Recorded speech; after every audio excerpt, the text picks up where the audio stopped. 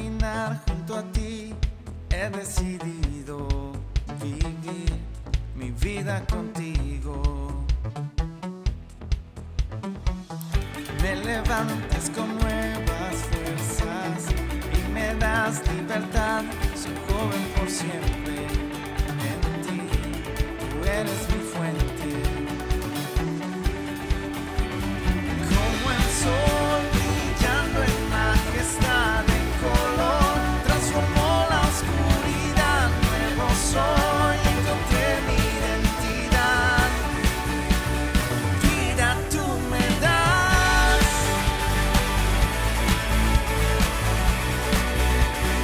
vida tú me das.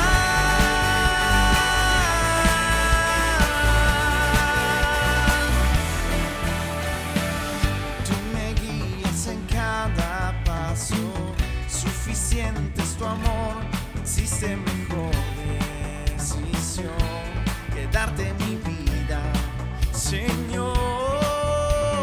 Como el sol brillando en majestad, en color, transformó la oscuridad. Nuevo soy, encontré mi identidad. Vida tú me das, vida tú me das.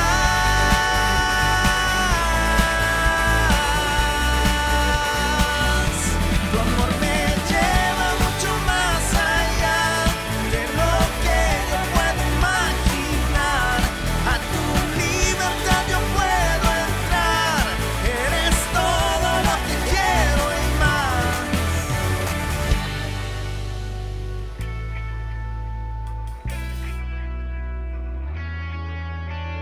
Como el sol brillando en majestad, en color, transformó la oscuridad. Nuevo soy, encontré mi identidad. Como el sol brillando en majestad, en color, transformó la oscuridad. Nuevo soy, encontré mi identidad. Vida tú me das, vida tú me das.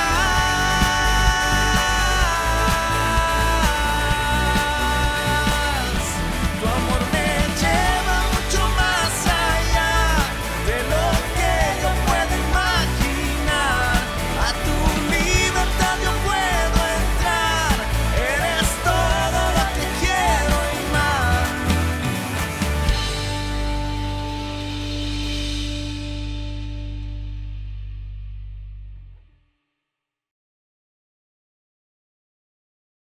Hola, hola, ¿cómo están? Un saludo para todos los líderes, varones, mujeres, jóvenes. Como hemos aprendido, es un privilegio enorme ser escogido, ser apartado por Dios para ser su mensajero. Y creo que ese es algo que debemos de tener muy, muy en cuenta. En mi vida pastoral he visto que hay muchas personas que han sido llamadas por Dios que no han sabido valorar ese llamado, que lo ven más como una carga, como una imposición, como una obligación, como un peso que no quieren llevar, y no han entendido el privilegio tan grande que es que Dios te escoja, que Dios te elija, que Dios te capacite sobrenaturalmente para ser colaborador en su reino. Espero que a esa altura cada uno de ustedes como líderes puedan tener muy claro el llamado tan especial que han recibido de parte de Dios. Ustedes son, Pablo dice, somos embajadores, representantes de Dios y de su reino, y han recibido autoridad.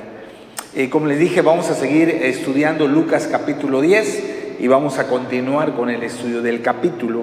Ahora vamos a estudiar los versículos 4 al 9, Lucas 10 del 4 al 9, dice así: no llevéis bolsa, ni alforja, ni calzado, y a nadie saludéis por el camino. En cualquier casa donde entréis, primeramente decid, paz sea a esta casa. Y si hubiere allí algún hijo de paz, vuestra paz reposará sobre él, y si no, se volverá a vosotros. Y posad en aquella misma casa, comiendo y bebiendo lo que os den, porque el obrero es digno de su salario. No os paséis de casa en casa. En cualquier ciudad donde entréis y os reciban, comed lo que os pongan delante, y sanad a los enfermos que en ella haya, y decirles: se ha acercado a vosotros el reino de Dios. El tema para esta semana es las tareas que Dios nos ha encomendado. Hoy vamos a hablar de qué tarea nos ha encomendado Dios al llamarnos, al respaldarnos con su poder sobrenatural. ¿Qué espera Él que nosotros hagamos? ¿Cuál es la tarea que vamos a desempeñar? Y la primera tarea se encuentra en los versículos 4 y versículo 7 al 8. Dice así: no llevéis bolsa, ni alforja, ni calzado, y a nadie saludéis por el camino. Y posad en aquella misma casa, comiendo y bebiendo lo que os den, porque el obrero es digno de su salario. No os paséis de casa en casa. Versículos 7 al 8. En cualquier ciudad donde entréis y os reciban, comed lo que os pongan delante. La primera tarea no es una tarea externa, porque cuando nosotros pensamos en una tarea, pensamos en hacer cosas, y ese es el error que muchos líderes cometen, que piensan que el llamado de Dios es solo hacer cosas. Sí, vamos a hacer cosas, ¿verdad? Pero la primera tarea que quiero comentar es una tarea interna, es algo del corazón, del llamado, y es que al ser enviados debemos aprender a depender completamente de Dios. Es una tarea que tiene que ocurrir en tu mente y en tu corazón. Saber que al ser llamado y al ser enviado debemos de aprender a confiar.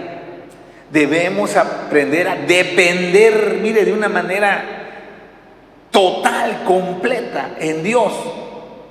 En Lucas capítulo 9, versículo 3, cuando Jesús primero envió a sus 12 discípulos, después mandó a los 70 discípulos. En Lucas 9:3 dice, hablando a sus 12 discípulos, y les dijo: no toméis nada para el camino, ni bordón, ni alforja, ni pan, ni dinero, ni llevéis 2 túnicas. Y aquí a los 70 le dice: no llevéis bolsa, ni alforja, ni calzado, y a nadie saludéis por el camino. Entonces, esta orden que Jesús le da, piense, ¿verdad? Vamos a contextualizarlo al día de hoy, en este año 2022. Que Dios se diga: bueno, yo te llamo, yo te envío a llevar mi palabra. Y te dice Dios: pero te voy a pedir varias cosas. Uno, no vas a llevar ni un dinero. No vas a llevar dinero. No vas a llevar equipaje, no vas a llevar tu toalla, no vas a llevar tu ropa, no vas a llevar tu chancleta, no vas a llevar nada de tu peine, tu afeitador, no vas a llevar nada de eso, ¿verdad? No vas a llevar, te vas a ir así como estás. Y al oír esta orden, entonces pueden aparecer varias preguntas inquietantes. Como seres humanos, inmediatamente nuestra mente empieza a volar, ¿verdad? A girar y varias preguntas. Por ejemplo, ¿y dónde vamos a dormir? ¿Dónde? Porque los está enviando. ¿A dónde? Pues no sabe, ellos van a ir a predicar a varios lados. Pero la pregunta es: ¿a dónde vamos a dormir cuando llegue la noche? ¿En qué lugar vamos a bañarnos? ¿Vamos a asearnos? Y luego le dice: no lleven dinero, no lleven víveres, no lleven despensa. Dice: bueno, y cuando tengamos hambre, ¿qué vamos a comer? O sea, ¿cómo le vamos a hacer, verdad? Si llega a surgir alguna necesidad, ¿de dónde vamos a agarrar dinero que no llevamos? Estas preguntas son legítimas. No, yo no estoy diciendo que estas preguntas sean irrelevantes o no tengan importancia. No creo que son preguntas. Estamos hablando de necesidad, de cosas de primera necesidad. No estamos hablando de lujos, no estamos hablando de derroche, estamos hablando de cosas que la persona necesita. Una persona necesita un refugio, un abrigo, una persona necesita comer, una persona necesita estar seguro, la higiene personal, etc. Son cosas básicas, son cosas necesarias. Y entonces imagínense el impacto para ellos cuando Jesús le dice: yo les mando, vayan a las aldeas, vayan a los pueblos, recorran la región, prediquen mi evangelio. Y dice: pero no lleven nada. Y entonces dice: chispa, ¿y ahora? ¿Y cómo le hago? Y cualquier necesidad que se presente, ¿cómo la resuelvo? ¿De dónde vamos a tomar los recursos? En Mateo capítulo 6, versículo 31 al 33, Jesús aborda esta cuestión. Dice Mateo 6, 31 al 33: no os afanéis, afanar quiere decir no se preocupen, pues diciendo: ¿qué comeremos? ¿O qué beberemos? ¿O qué vestiremos? Porque los gentiles buscan todas estas cosas. Pero vuestro Padre Celestial sabe que tenéis necesidad de todas estas cosas. Mas buscad primeramente el reino de Dios y su justicia, y todas estas cosas os serán añadidas: el comer, el beber, el vestir, dónde dormir, etc. Jesús dice: mire, las personas que no conocen a Dios, su mente, su enfoque de vida es todo lo que ustedes acaban de pensar. ¿Dónde vamos a vivir? ¿Dónde vamos a dormir? ¿Qué vamos a comer? Y cuando esa ropa se ensucie, ¿qué vamos a ponernos? Una ropa limpia. Y bueno, y si hay alguna necesidad, ¿de dónde vamos a tomar dinero para suplir esa necesidad? Dice: miren, los que no conocen a Dios, su mente, su energía, su enfoque está en esas cosas. Dice: pero ustedes tienen que entender algo. Ustedes no pueden tener el mismo pensamiento que tiene la gente que no me conoce. Dice: ustedes tienen que entender que ustedes tienen un Padre Celestial. Ustedes tienen que confiar en ese Padre. Recuerden, ya vimos, recuerden que están conectadas las lecciones, ¿verdad? Que cuando Dios envía a alguien, no lo envía solo. Dios no lo envía, como dice, no lo manda a la guerra sin fusil, vaya. O sea, Dios mismo va con él, Dios lo respalda, Dios lo reviste de su poder, de sus recursos sobrenaturales. Entonces, es un paso de fe, es un paso de fe. No, yo entiendo, yo quiero ser claro con ustedes, no es algo sencillo. Le voy a poner un ejemplo, vuelvo a decir, aplicándolo a nuestro medio. Por ejemplo, que de pronto te salga una persona que vive a 1 hora de tu casa, que tienes que tomar 2 camiones, y esa persona recibe el evangelio, quiere que tú lo visites, quiere que tú le prediques, o tiene a alguien enfermo en su casa y te pide que tú vayas a orar. Y entonces tú, pues para ti demanda usar tu tiempo para ir a ese lugar, usar tus recursos financieros, porque si tú no tienes carro vas a tener que pagar 2 camiones. 2 camiones para llegar y 2 camiones para regresar, son 4 pasajes que vas a pagar. O si tú tienes carro, pues vas a tener que usar gasolina para ir y para venir. Y entonces tú puedes empezar a decir: bueno, y no tengo mucho dinero, no tengo muchos recursos, y tengo que ir a visitar a fulano, y ¿qué haré? Yo creo que mejor no voy porque esos recursos me hacen falta, o bueno, tal persona quiere que yo vaya, pero me están pidiendo que yo haga un extra, que yo me gane un dinero que tanta falta me hace. Y bueno, pueden ser circunstancias como esa, ¿verdad? Donde uno dice: bueno, ¿y cómo haré?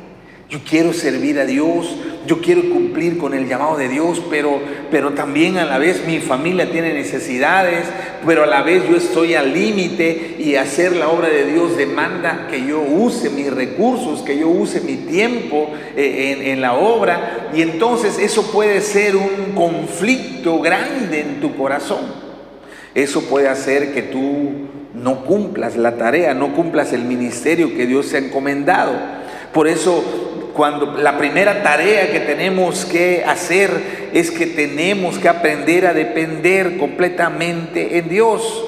Se nos demanda aprender a confiar en Él, que debamos de aprender a poner nuestra fe en el Padre Celestial. Si vamos a hacer la obra de Él, tenemos que confiar en Él, que Él nos va a respaldar, que Él nos va a proveer, que Él nos va a suplir, que Él va a atender nuestras necesidades, que mientras yo atiendo su obra, Él atiende mis necesidades y las necesidades de mi familia. Yo sé que eso no es sencillo, por eso estamos abordando este tema. Mire lo que dice Lucas capítulo 22, 35 al 37. Antes de leer, Jesús le está hablando aquí de que a Él lo iban a crucificar. Él les está diciendo a sus discípulos que lo van a matar, que va a morir en la cruz y que a ellos lo van a perseguir, que a ellos, una vez que a Él lo maten, van a ir en contra de ellos para matarlos también. Y le dice Jesús, Lucas 22, 35, y a ellos les dijo: cuando les envié sin bolsa, sin alforja y sin calzado, ¿os faltó algo? Y ellos dijeron: nada. Jesús le hace primero una pregunta, dice: ¿recuerdan cuando les mandé que no llevaran ropa, ni dinero, ni despensa, ni nada? Sí. Dice: ¿les hizo falta? Y ellos dijeron: no, Señor. De una manera poderosa, sobrenatural, tú nos supliste, hubo gente que nos recibió en su casa, que nos dio de comer, nos dieron ropa, dormimos seguro. Bueno, no nos faltó nada. O sea, testificamos que al hacer tu obra, tú nos proveíste todo. Y entonces Jesús le dice, porque ahora, a raíz de que a Jesús lo iban a matar, a ellos los iban a perseguir. Ya no era tanto que iban a ir a predicar la palabra, sino que una vez que eso sucediera, ellos iban a tener que huir, ellos iban a convertir en fugitivos, en forajidos, ellos iban a tener que andar escondiéndose, huyendo de los enemigos que querían destruirlo. Y entonces vean lo que le dice Jesús. Estamos en Lucas 22, ahora el 36. Y les dijo: pues ahora el que tiene su bolsa, tómela, y también su alforja, su equipaje, su beliz. Y el que no tiene espada, venda su capa y compre una, porque os digo que es necesario que se cumpla todavía en mí aquello que está escrito y fue contado con los inicuos, porque lo que está escrito de mí tiene cumplimiento. Jesús le dice: mire, cuando yo les mandé a predicar, aunque le dije no llevaran nada, yo les di la provisión sobrenatural, no les faltó nada, tuvieron de sobra. Dice: bueno, ahora quiero que sepan que los van a perseguir por mi causa. Y ahora le dice, se van a tener que llevar, porque ya no iban a poder llegar a las casas, a esconderse a las casas, porque recuerden que eran perseguidos de la ley. Entonces Jesús dice: ahora van a tener que llevar víveres, van a tener que llevar un equipaje. Le dice, pero yo les voy a cuidar. O sea, vean, usé este pasaje para que entiendan algo. Tú debes de aprender a confiar en Dios en cualquier circunstancia. Si Él te ha llamado al ministerio, a su obra, la primera cosa que tú y yo tenemos que aprender es a confiar en Dios, es a depender de Él, es a no dudar de que qué va a pasar, qué voy a comer, qué voy a beber, y si me persiguen, y si me atacan, y si me rechazan, y si pasa esto, y si sucede aquello. O sea, si nosotros no desarrollamos esa fe absoluta, completa en Dios, entonces no vamos a poder hacer la tarea. Muchas personas que han sido llamadas no han cumplido su llamado por eso, porque no confían en Dios. Porque ellos dicen, pero es que hay necesidad, pero es que hay esto, lo otro, es que tengo que atender esto, es que ese tiempo que necesito para predicar lo ocupo para otras cosas, es que ese dinero que necesito usar para ir a ver a las personas me hace falta para esto, es que tengo que comprar medicina. Bueno, hay tantas cosas, ¿verdad? Hay tantas cosas en nuestra vida cotidiana que nos pueden capturar, que nos pueden atrapar. Y por eso la primera tarea que tú y yo tenemos por delante es aprender a confiar en Dios, a depender de Él, a saber que si estamos cumpliendo el llamado que Él nos hizo, Él tiene un compromiso con nosotros. Él tiene un compromiso contigo, con tu familia. Es importante que entendamos esto. De otra manera no vamos a poder cumplir el llamado que Él nos hace. Esto que les estoy diciendo no significa que debemos de renunciar a nuestro trabajo y Dios tendrá que sostener a mi familia. Pues yo puedo decir eso. Bueno, pues entonces si voy a cumplir la obra de Dios, pues ya no iré a mi trabajo y ahora me dedicaré solamente a la obra de Dios. Y creo que ese sería un error, a no ser que Dios te diga que te dediques de tiempo completo, ese sería un error. Mira lo que dice 1 Tesalonicenses capítulo 2, versículo 9. Estamos hablando de un hombre de Dios, un siervo de Dios tremendo que es Pablo. Pero mire lo que él dice en 1 Tesalonicenses 2:9. Voy a leer en la Nueva Traducción Viviente. ¿Acaso no se acuerdan, amados hermanos, cuánto trabajamos entre ustedes? Día y noche nos esforzamos por ganarnos la vida, a fin de no ser una carga para ninguno de ustedes, mientras le predicábamos la buena noticia de Dios. Cuando Jesús comisionó a Pablo para ir a predicar a muchas regiones lejanas, y Pablo, cuando llegaba a un lugar, él no conocía a nadie. Entonces él lo que hacía era ponerse a trabajar. Su trabajo de él era fabricar carpas, tiendas de campaña. Y Pablo dice ahí en ese pasaje que gran parte de su tiempo él ocupaba en trabajar, en hacer su chamba, como vimos nosotros, en hacer su trabajo manual, en fabricar tiendas, porque de ahí es donde él tomaba la provisión para poder rentar un lugar para dormir, para poder comer, para poder atender sus necesidades.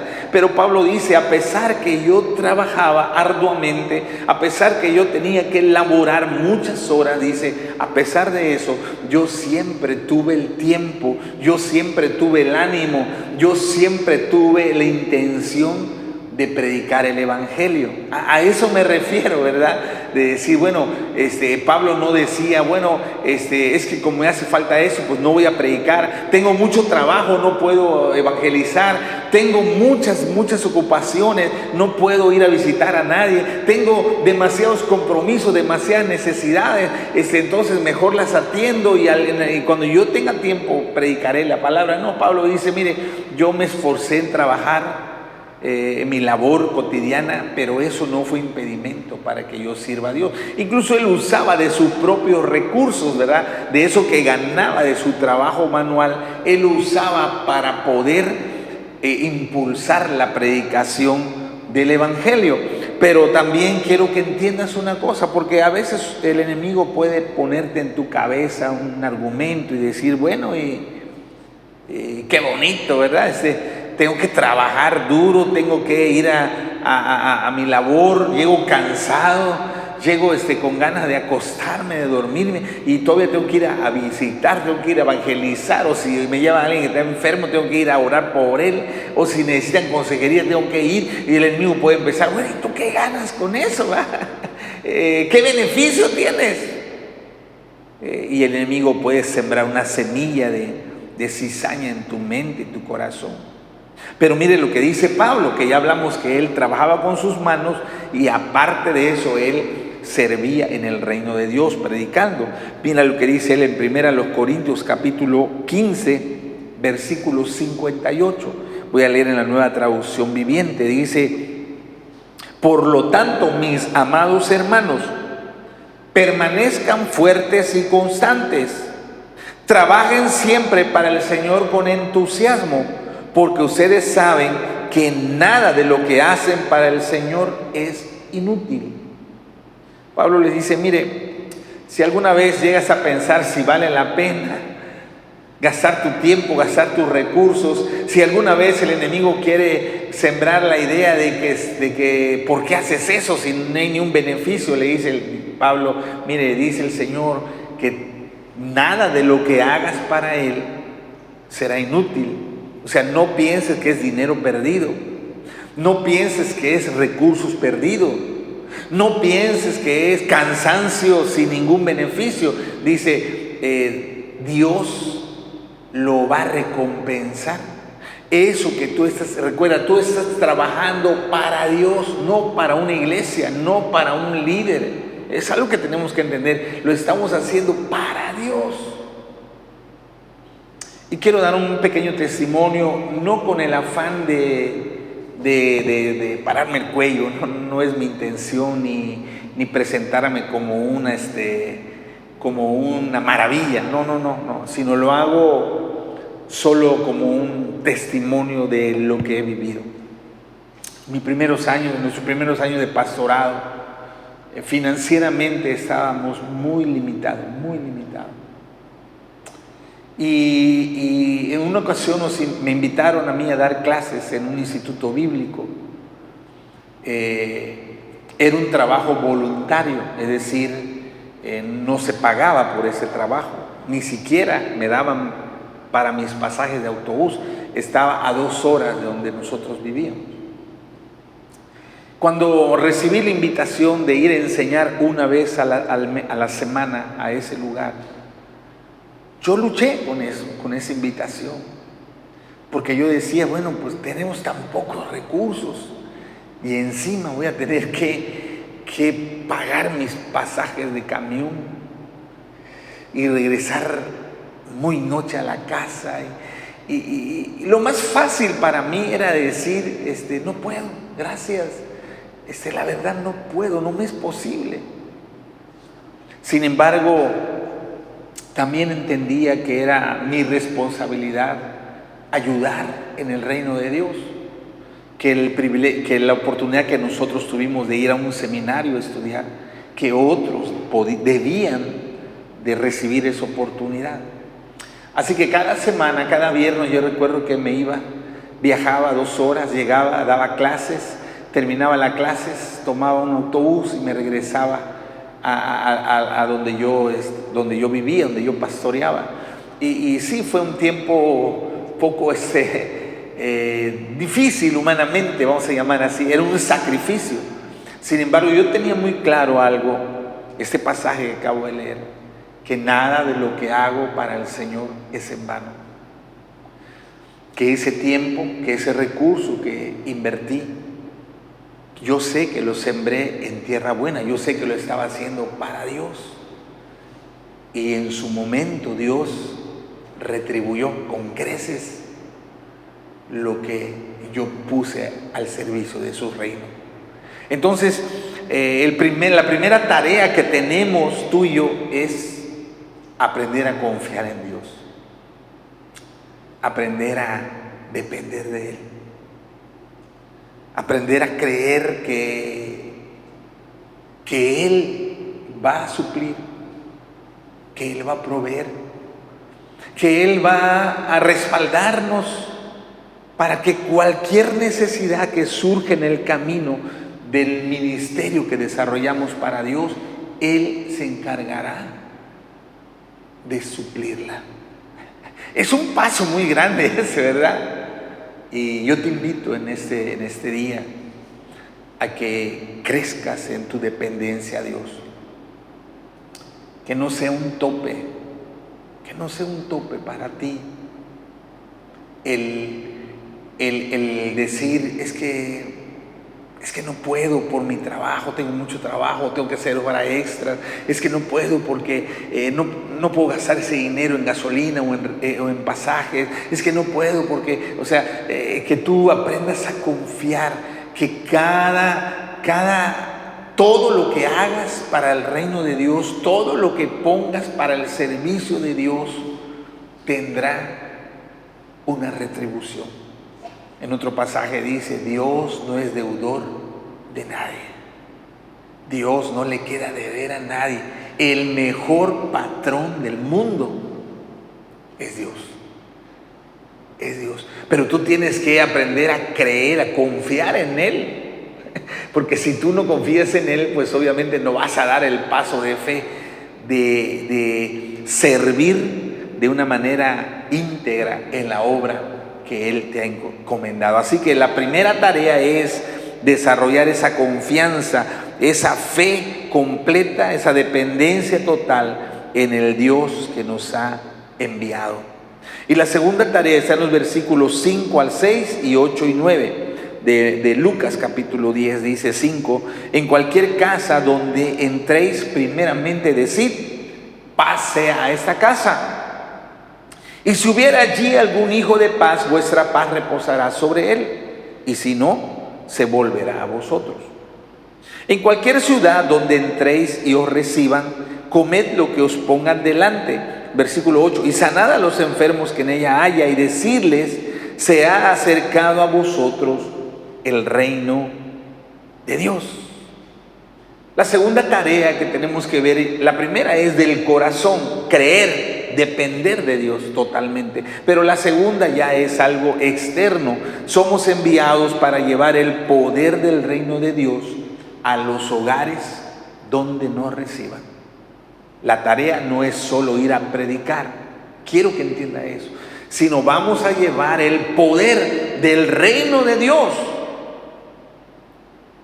Dice que lo primero que debemos hacer cuando entramos a una casa donde nos reciben, dice, en la casa donde les reciban, digan primeramente, paz sea a esta casa. Esa palabra paz quiere decir armonía, bienestar, salud, que no haya preocupaciones. Eso significa paz. Una armonía mental, que estás tranquilo, que dices, no hay ni una preocupación en mí. Que una armonía en tu cuerpo, que estás sano, que estás saludable. Que hay ese bienestar en ti y en tu familia. La paz no es solo que no haya pleito, que no haya guerra. La paz incluye todo el bienestar integral. La mente, el cuerpo, el alma y el espíritu tienen bienestar, tienen salud, hay armonía. Esa paz proviene de parte de Dios. Esa paz no viene del mundo. San Juan 14:27 dice así: la paz os dejo, mi paz os doy. Yo no os la doy como el mundo la da. No se turbe vuestro corazón ni tenga miedo. La paz de Dios no se encuentra en el mundo. El mundo no te puede dar paz. La paz verdadera viene del cielo, es un regalo, es un don de Dios para el ser humano. Esa tranquilidad, ese bienestar, esa salud del cuerpo, la mente y el espíritu, esa armonía en tu familia, es un don de Dios para el hombre. Filipenses capítulo 4, versículo 7 dice así, leo en la Nueva Traducción Viviente: así experimentarán la paz de Dios, que supera todo lo que podemos entender. La paz de Dios cuidará su corazón y su mente mientras vivan en Cristo Jesús. Entonces esa paz es un espíritu,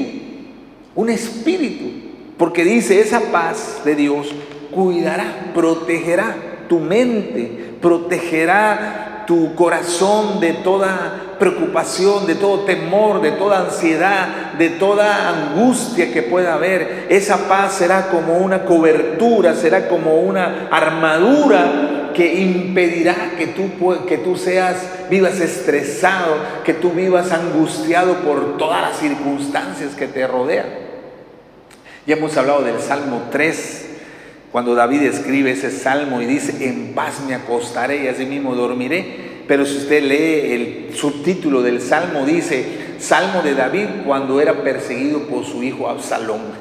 Entonces ese día que David se acostó a dormir en paz, estaba rodeado de un ejército de enemigos que en cualquier momento podían hallarlo y matarlo. Pero te aseguro que muchos de nosotros quizás ni dormiríamos. ¡Ay! ¿A qué hora me atrapan? ¡Ay! Huyamos, escóndete. Y un ruidito. ¡Ay! Hay un ruido. Oí que si la puerta se azotó. O sea, viviríamos en histeria, ¿verdad? Pero dice David, bueno, aunque los enemigos me rodean, aunque las circunstancias son difíciles a mi alrededor, yo voy a dormir tranquilo. Dice, confío en Dios. Esa es la paz de Dios.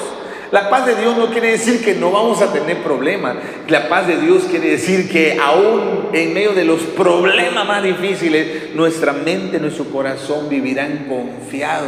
Nuestra mente, nuestro corazón descansarán, porque sabemos que Dios está de nuestro lado, que Dios está con nosotros, que tenemos un Padre bueno que nos va a ayudar bajo cualquier circunstancia. Entonces, nuestra tarea cuando llegamos a una familia es liberar, soltar ese espíritu, esa paz sobre la familia que nos recibe.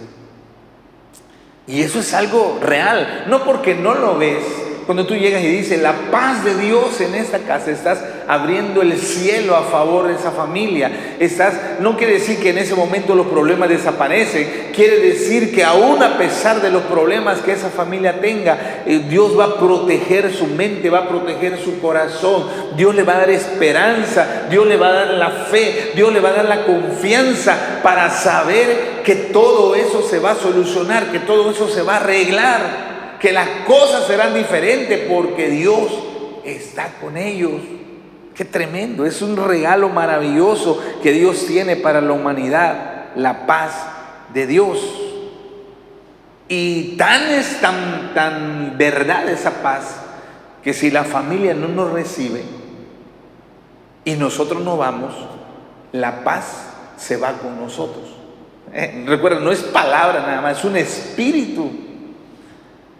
Si esa familia no recibe, esa paz queda ahí y las cosas empiezan a ser diferentes. Aunque las cosas externas todavía no han cambiado, pero las cosas internas ya cambiaron. Ya cambiaron. Tienes la paz de Dios. Y la segunda tarea, si la primera es abrir nuestra boca y decir la paz de Dios en esta casa, la segunda cosa que debemos hacer es sanar a los enfermos. Y ahí ya viene la demostración del poder de Dios, ¿verdad? No es solamente decir la paz de Dios, sino hacer el milagro de sanidad. Recuerden aquel paralítico cuando lo bajaron por el techo y Jesús dijo: hijo, tus pecados te son perdonados. Y todo el mundo se escandalizó, todo el mundo empezó a criticar a Jesús en su mente. Y Jesús dice: bueno, ¿qué es más fácil decir? ¿Tus pecados son perdonados? O levántate, toma tu lecho y anda. Obviamente lo más fácil de decir era tus pecados te son perdonados, porque no se podía ver. Decir levántate, toma tu lecho y anda era algo más difícil porque la gente lo tenía que ver. Y Jesús dice: bueno, para que sepan que tengo poder para perdonar pecados, levántate, toma tu lecho y anda. Y en ese momento el hombre se levantó, se puso de pie y cargó su cama, su camastro, y se fue a su casa alabando y glorificando a Dios. Entonces, esa paz de Dios se manifiesta de manera visible en la sanidad de los enfermos. ¿Cómo saber que esa paz ha sido liberada? Por los milagros que empiezan a ocurrir en esa familia, en esa casa. Los milagros son la evidencia para esa familia que el reino de Dios ya llegó a esa casa. Miren lo que dice Mateo 12:28. Jesús hablando cuando lo estaban atacando por echar fuera demonios, dice: pero si yo por el Espíritu de Dios echo fuera los demonios, ciertamente ha llegado a vosotros el reino de Dios. ¡Qué tremendo!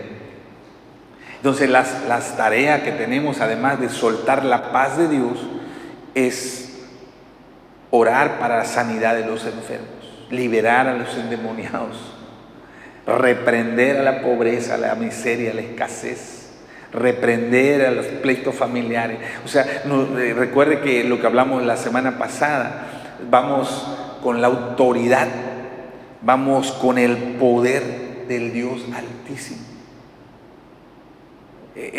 No vamos en nuestro nombre. No vamos a decir enfermo en el nombre de Abelardo que sea sanado. No, eso no. En el nombre de Jesucristo. ¿Sí? Cuando Pedro y Juan iban a entrar al templo y el hombre que no podía caminar pedía limosna y le dice: en el nombre de Jesús, levántate. Y él se levantó y empezó a brincar, a danzar, a saltar y a dar testimonio. Y cuando la autoridad lo mandaron a llamar, y bueno, ¿con qué poder, con qué autoridad hicieron este milagro?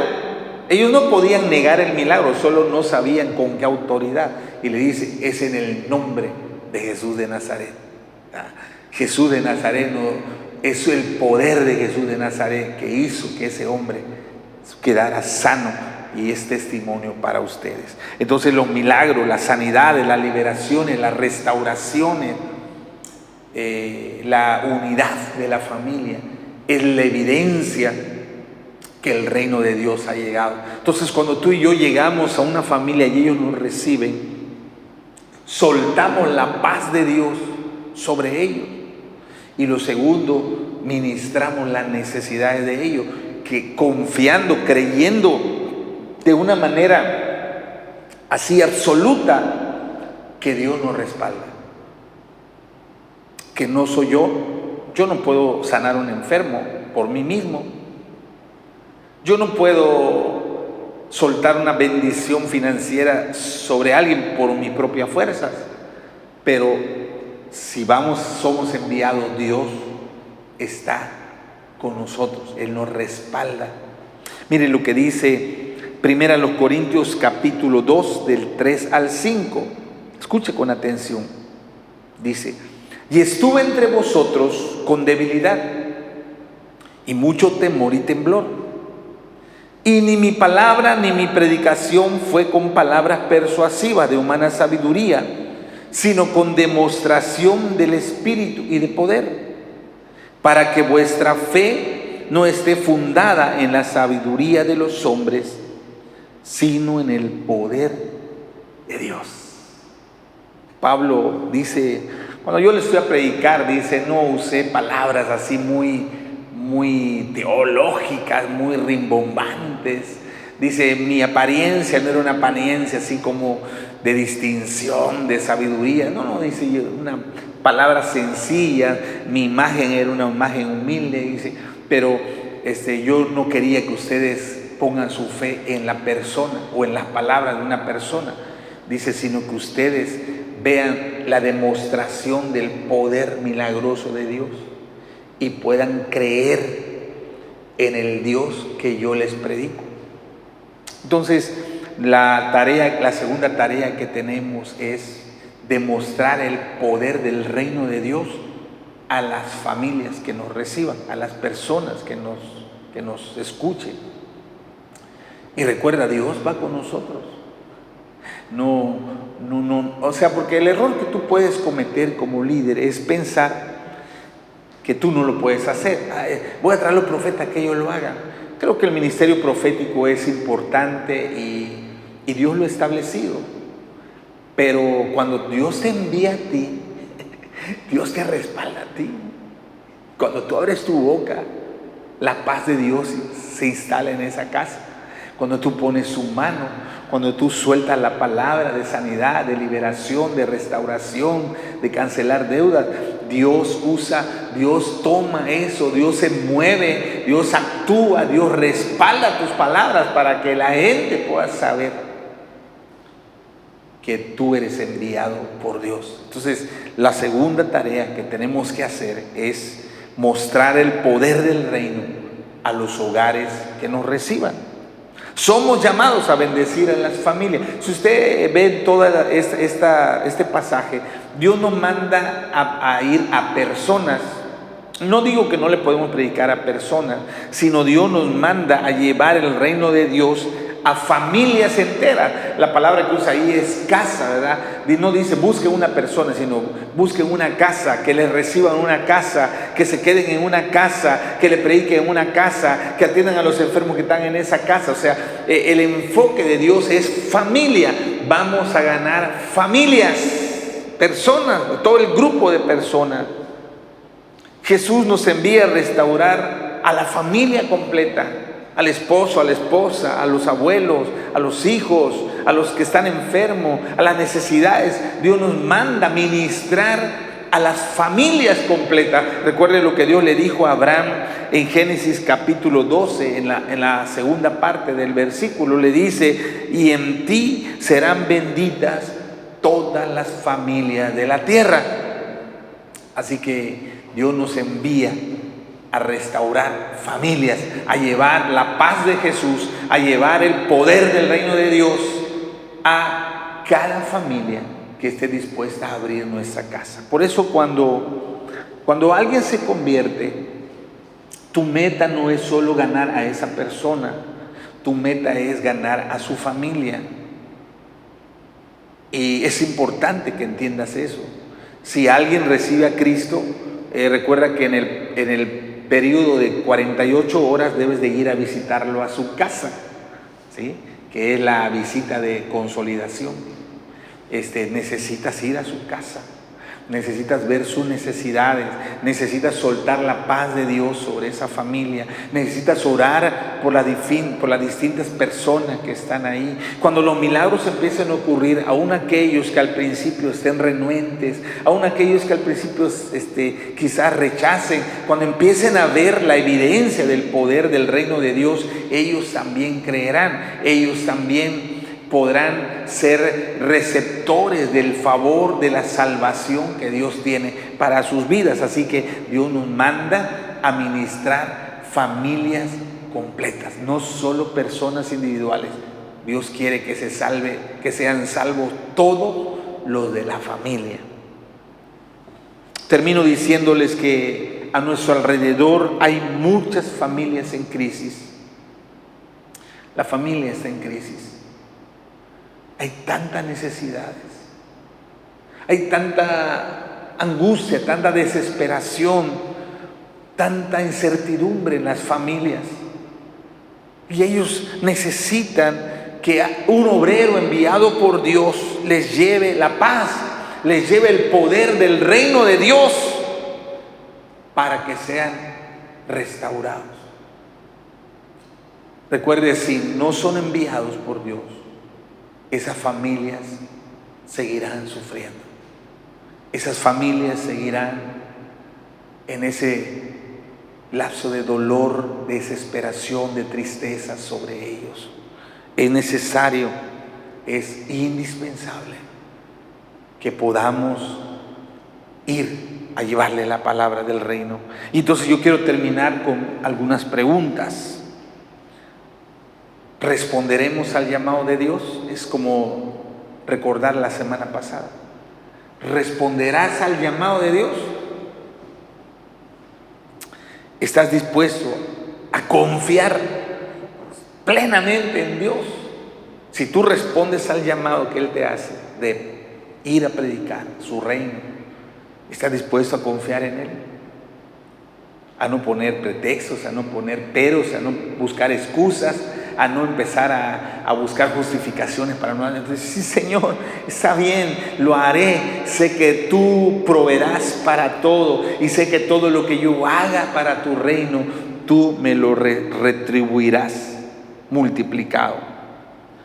Queremos ser instrumento de sanidad y liberación para las familias oprimidas por el diablo.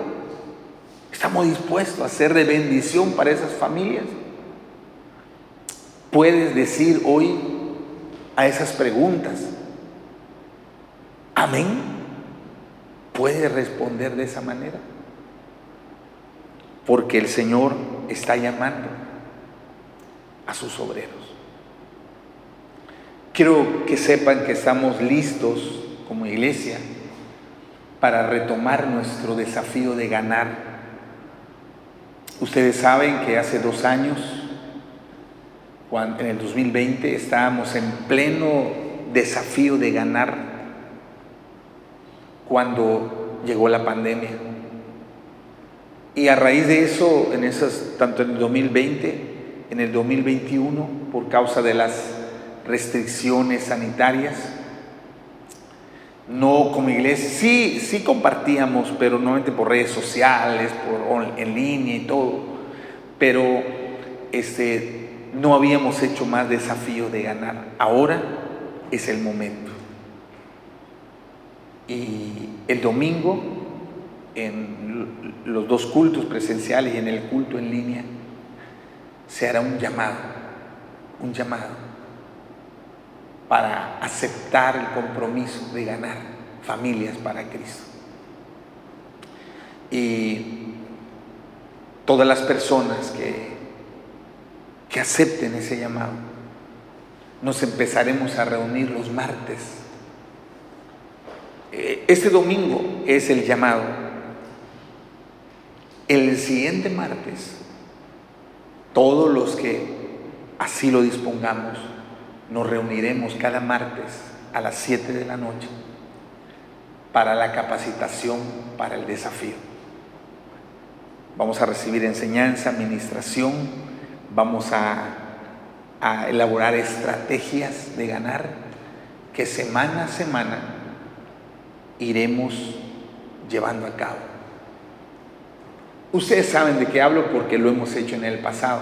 Durante 2 años lo pausamos, pero no podemos seguir así. Hay mucha necesidad. Hay muchas familias que necesitan los obreros que son enviados por Dios. Así que dispón tu corazón, invita a los miembros de tu célula, lánzales el desafío. No podemos obligar a nadie. Eso es obra del Espíritu Santo. Nuestra tarea es lanzar el llamado, lanzar la invitación. Y tú mismo dispón tu corazón para hacer equipo con tu líder G12, para unirnos con un solo propósito: llevar el poder del reino de Dios a aquellas familias que están sufriendo. Así que la pregunta es, ¿puedes decir amén? Oro al Señor porque así sea. Oremos. Padre, gracias por tu palabra. Y hoy, Señor, tú abres un tiempo de compromiso para nosotros. Entendemos que es el momento tuyo para rescatar, para redimir a muchas familias que están sufriendo. Y es el llamado que tú le haces a tu pueblo, a tu iglesia, para que obreros, hombres y mujeres, respondan a la invitación que tú haces. Padre, que podamos decir, como dijo el profeta Isaías: heme aquí, Señor, envíame a mí, cuenta conmigo. Como dijo Samuel: habla, Señor, estoy listo, tu siervo escucha, tu siervo obedece. Levanta obreros, envía obreros para llevar el poder de tu reino, para redimir de la oscuridad espiritual a las personas que están padeciendo. Padre, dispón nuestro corazón para responder a tu llamado. En Cristo Jesús. Amén. Amén. Recuerde que el domingo en los cultos presenciales y en línea haremos la invitación. Y los que respondan a este llamado de ganar, de poder reunirnos para ganar a los perdidos, nos empezaremos a reunir a partir del próximo martes.